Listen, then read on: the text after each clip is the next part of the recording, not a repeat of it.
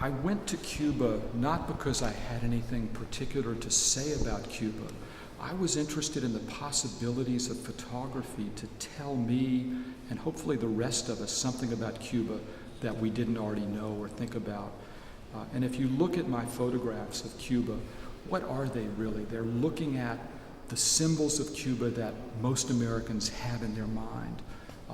The archetypes of Cuba, the American car, the beautiful woman, the revolutionary hero.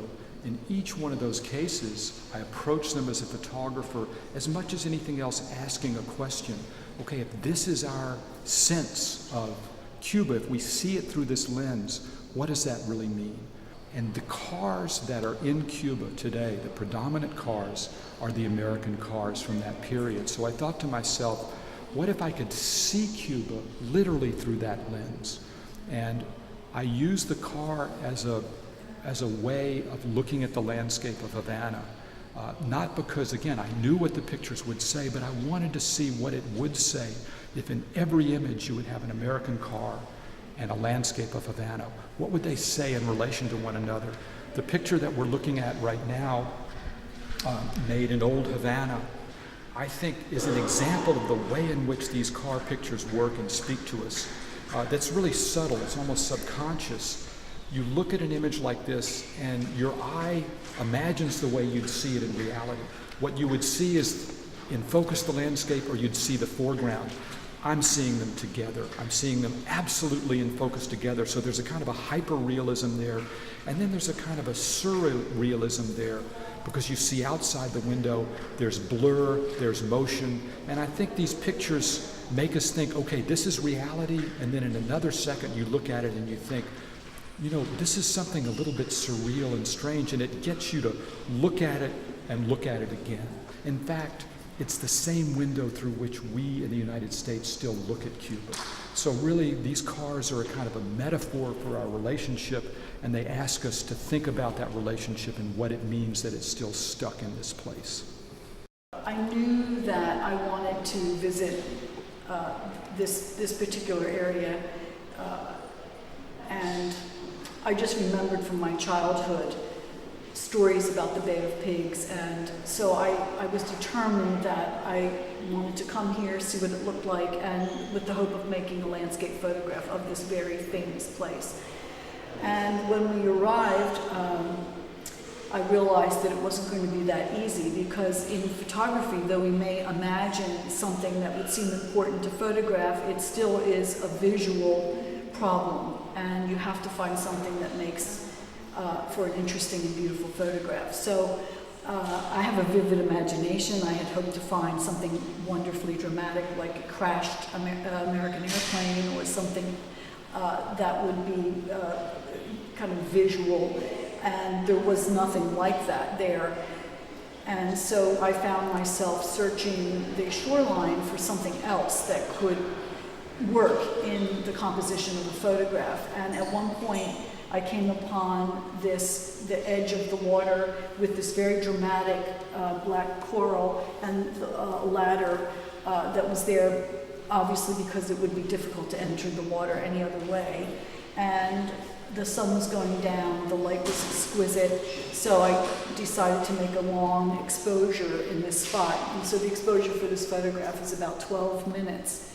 And I felt that this picture provided a kind of starting point for people to think about the Bay of Pigs without necessarily illustrating anything that happened there. So in a photograph like this, the title is very important. You would not know where it was unless I told you through a caption or a title.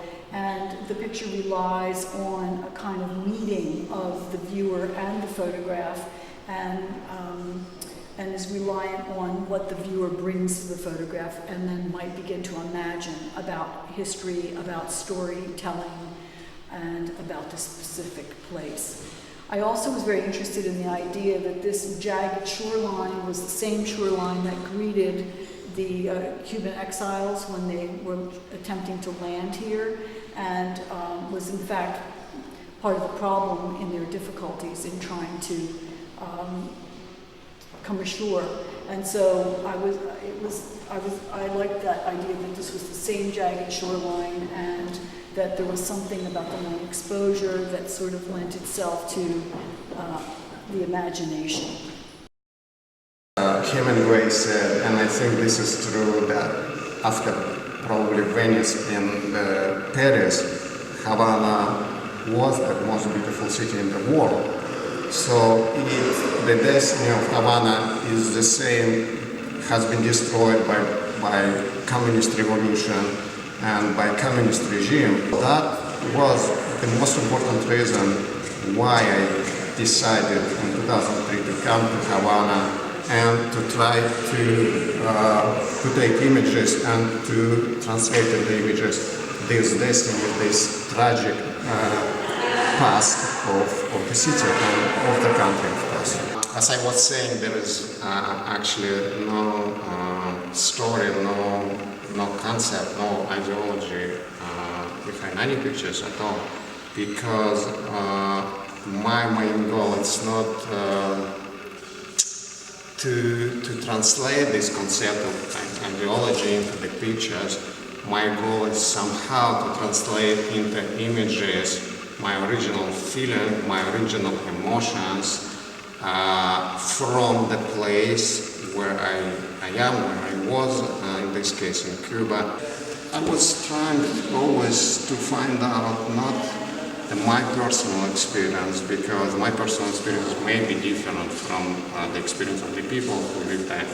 I'm trying to feel what is experience, to somehow to find out what is experience of people, these people.